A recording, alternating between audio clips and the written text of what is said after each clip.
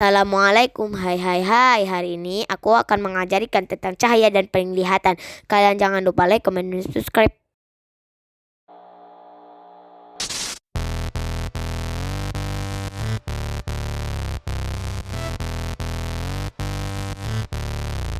Let's go. 뭘 걱정하는데 너 Go. 뭐가 또 두려운데 재고 또 제가 Cahaya. Sifat cahaya.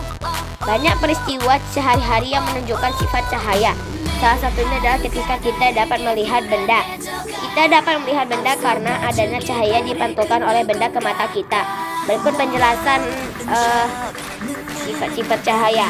1. Sifat cahaya merambat lurus. Ada begitu banyak peristiwa sehari-hari yang membuktikan bahwa cahaya merambat lurus. Contohnya cahaya senter yang membentuk garis lurus, sinar matahari yang menembus ventilasi rumah membentuk garis lurus, serta lampu sorot yang diarahkan ke langit tanpa lurus ke angkasa. 2. Cahaya dapat menembus benda bening. Benda bening adalah benda-benda yang ditembus cahaya. Peristiwa sehari-hari yang membuktikan sifat ini adalah cahaya masuk ke dalam rumah melalui kaca jendela, serta kita dapat melihat pemandangan dari dalam mobil melalui kaca. 3. Cahaya dapat dipantulkan. Peristiwa sehari-hari yang membuktikan sifat ini adalah saat kita mampu melihat diri kita melalui cermin, serta para pengemudi mampu melihat kendaraan yang ada di belakangnya melalui kaca spion. 4. Cahaya dapat dibiaskan. Jika cahaya melalui dua zat yang berbeda kerapatannya, cahaya akan dibiaskan atau dibelokkan. Dalam kehidupan sehari-hari, kita sering mengalami peristiwa pembiasan. Misalnya kolam yang dalam sangat airnya jernih akan tampak dangkal, dan pensil akan tampak bengkok ketika dimasukkan ke dalam gelas berikut berisi air. 5. Cahaya dapat diuraikan menjadi 7 warna pelangi. Cahaya dapat diuraikan menjadi 7 warna pelangi, yaitu disebut spektrum warna. Selain itu, cahaya memiliki 2 sinar yang tidak tampak oleh mata, yaitu sinar ultra ungu ultraviolet dan sinar inframerah infrared. B. Arah bayangan. Cahaya tidak dapat menembus benda padat. Oleh karena itu, ketika cahaya mengenai benda padat, terbentuklah bayangan di balik benda tersebut. Bayangan sebenarnya adalah bagian yang tidak mendapat sinar matahari. Arah bayangan selalu berlawanan dengan arah sumber cahaya.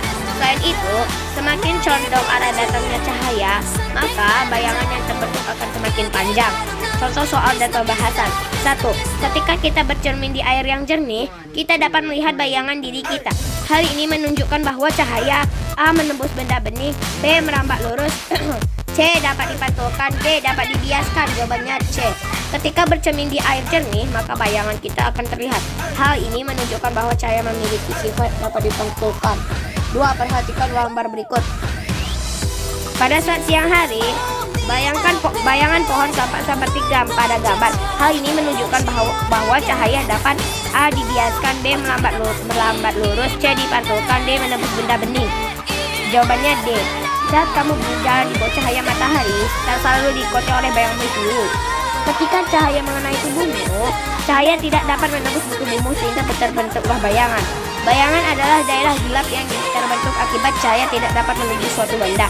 Hal tersebut serupa dengan peristiwa pada cahaya membuktikan bahwa cahaya hanya dapat menembus benda bening. Benda bening adalah benda yang dapat ditembus cahaya. 3. Perhatikan gambar berikut.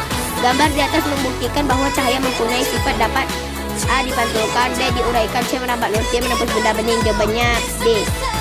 Gambar menunjukkan bahwa cahaya putih ketika melewati prisma akan diuraikan menjadi berbagai warna cahaya, yaitu merah, jingga, kuning, hijau, biru muda, biru, dan ungu. 4. Benda di bawah ini yang tidak dapat ditembus oleh cahaya adalah yang tidak. A. Gelas, B. Kaca jendela, C. Plastik bening, D. Karton. Jawabannya D. Permukaan karton tidak berwarna bening sehingga tidak dapat ditembus cahaya.